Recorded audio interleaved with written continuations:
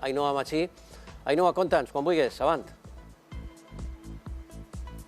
Sí, Ximo, de fet, esta plataforma unida amb altres col·lectius veïnals han convocat per a este 24 de febrer una manifestació contra esta turistificació, perquè este solar que tenim darrere de nosaltres està previst que es construïsca este macrohotel per a unes 500 persones. I Tòfol, els veïns esteu en contra, veritat?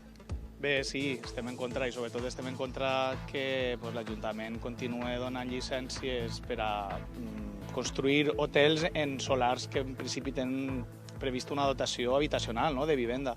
Perquè això considerem que el que fa és justament anteposar els interessos urbanístics d'uns pocs al dret a l'habitatge i a la vivenda, que és un dret bàsic. I en este districte i en molts altres de la ciutat i en altres llocs del País Valencià ja sabem quina situació tenim. Els veïns estan sent expulsats cada volta més als afores de les ciutats, ho veiem en Ciutat Vella, ho veiem en molts barris i per això un poc organitzem aquesta manifestació. Però em comentaves abans que no és la primera vegada que es mobilitzeu per un projecte així, veritat? Sí, així al barri mateix, al carrer Guatla, va haver un projecte que en principi hi ha el compromís de parar-lo, però encara tampoc està. Cada dimecres final de mes es continua l'associació de veïns fent cacerolades en protesta perquè sí, hi ha un compromís, hi ha moltes promeses que a vegades sonen a buides perquè no hi ha una acció a voltes tot lo valenta que podria ser perfectament dir parem, no donem més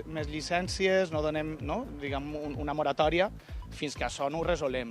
I què és el que esteu demanant? Justament això, que hi hagi una moratòria, que no donem més llicències. Esta mateixa encara no està donada la llicència de construcció. Perfectament podem dir ho parem i valorem com està el barri, com està el districte i aleshores ja veurem si caben més hotels o més apartaments turístics, perquè no són només hotels.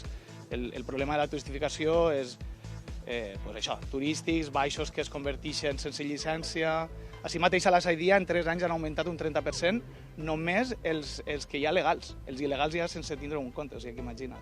Moltes gràcies, Tòfol. Doncs ja heu escoltat les reivindicacions que baix el lema La Saidia per aquí l'habita impulsaran en esta manifestació del pròxim 24 de febrer.